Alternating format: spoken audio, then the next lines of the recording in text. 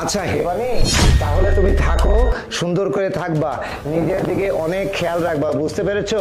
আমার কোনো ধরনের কোনো চিন্তা করো না।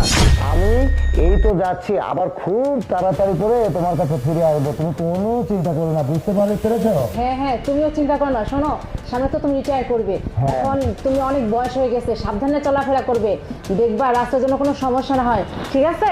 আরে তুমি কোনো চিন্তা করো না, আমার বয়স হয়েছে, আমি তো সব বুঝি, তুমি চিন্তা করো না। আমি একবারে সুন্দর মতো যাব, সুন্দর মতো এই কয়েকটা দিন তো, তারপর তো রিটায়ার হয়ে যাবো, তাই না? হ্যাঁ, হ্যাঁ। আচ্ছা ঠিক আছে, আর ঠিক শোনো। মতো কাজ করো, ঠিক আছে? আমার কথা তো চিন্তা করতে হবে না তোমার। আচ্ছা ঠিক আছে, আচ্ছা। হ্যাঁ, তাহলে থাকো।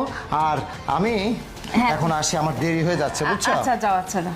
আচ্ছা ঠিক আছে, আচ্ছা। আচ্ছা ওকে। এই দাঁড়াও 1 মিনিট, আমি একটু ফোন দেব একজনকে।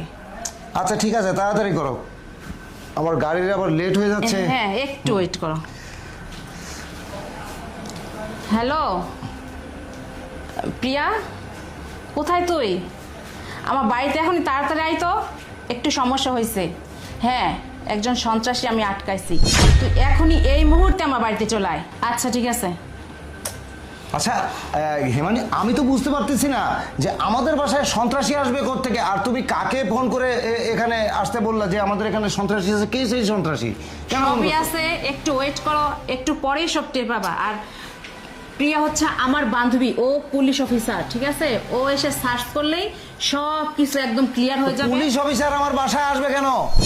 আসবে, অবশ্যই তো কারণ আছে। তা কি ব্যাপার হিমানি, কি হয়েছে? তুই আমাকে ফোন দিছিলি কেন? শোন, আমার বাসায় সন্ত্রাসী আছে একজন, সন্ত্রাসী আছে ওকে মানে? এখন হাতে নাতে ধরে ওকে তুই অ্যাটাক কর, ঠিক আছে? ওকে এখনই থানায় নিয়ে যা, আমি চাই ওর পানিশমেন্ট হোক। মানেটা কি? কে সন্ত্রাসী? উনি তো একজন আর্মি অফিসার। স্যার, আপনার বাসায় কে সন্ত্রাসী? আমি তো ওইটাই বুঝতে পারতেছি না।